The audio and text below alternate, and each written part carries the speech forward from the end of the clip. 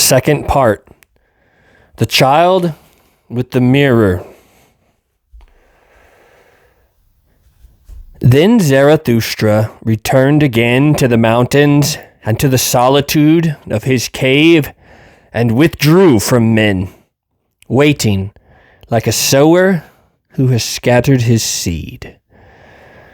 But his soul grew full of impatience and desire for those whom he loved, because he still had much to give them.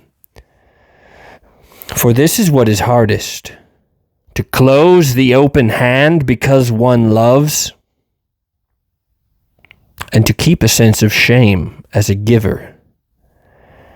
Thus months and years passed for the solitary, but his wisdom grew and caused him pain with its fullness.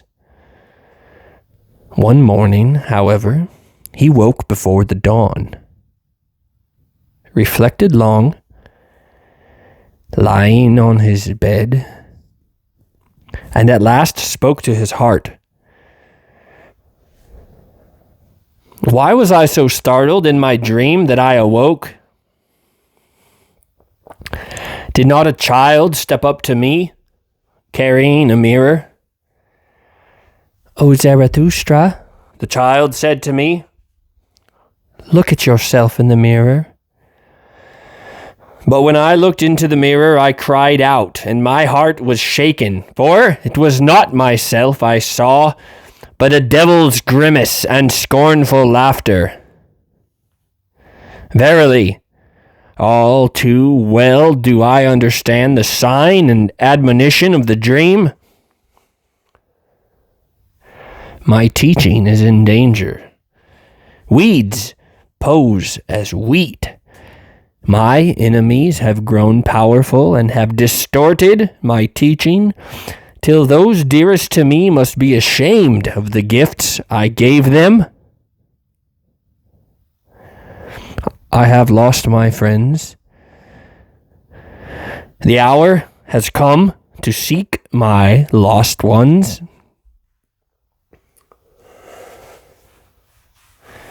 With these words, Zarathustra leapt up, not like a frightened man seeking air, but rather as a seer and a singer who is moved by the Spirit.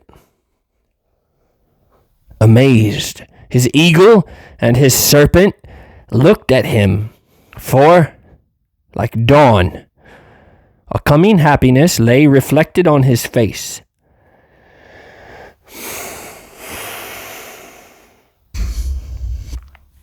"What has happened to me, my animals?" said Zarathustra.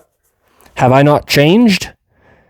Has bliss not come to me as a storm? My happiness is foolish, and will say foolish things. It is still young, so be patient with it.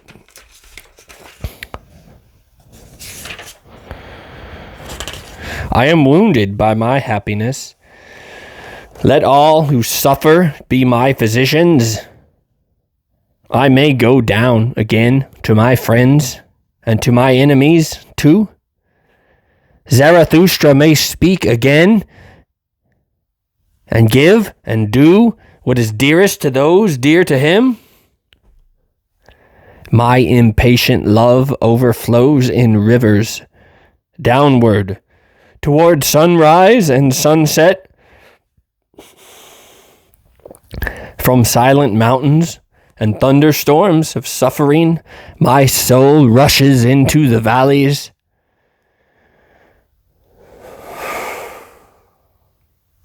Too long have I longed and looked into the distance.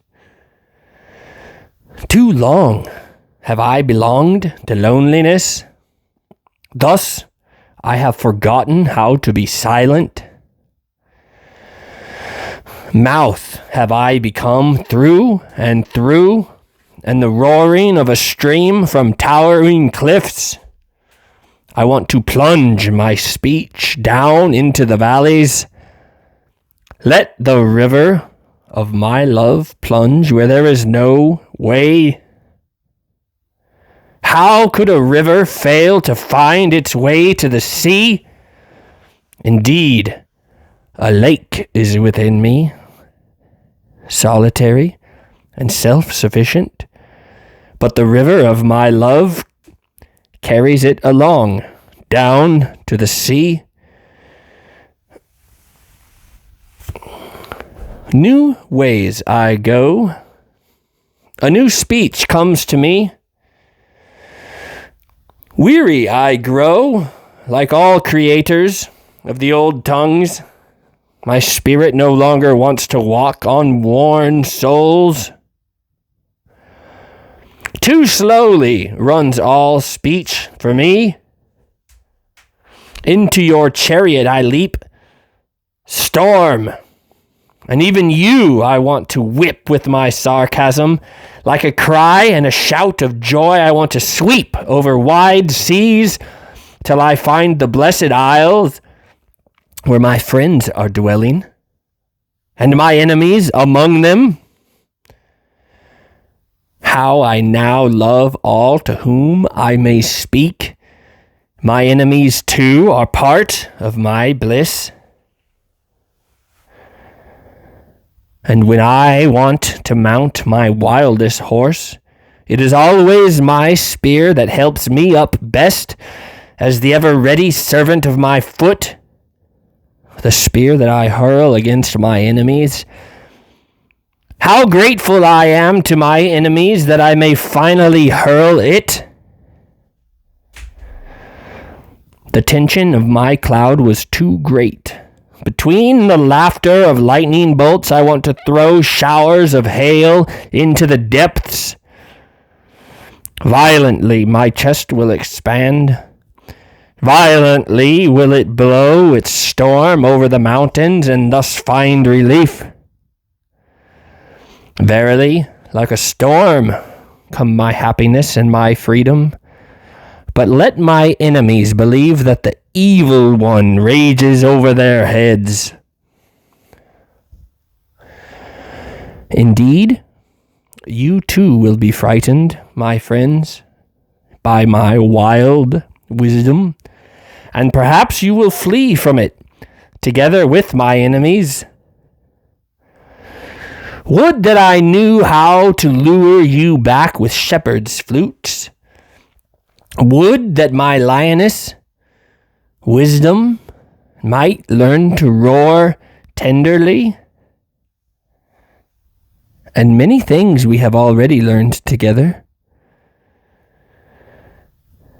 My wild wisdom became pregnant on lonely mountains. On rough stones she gave birth to her young, her youngest.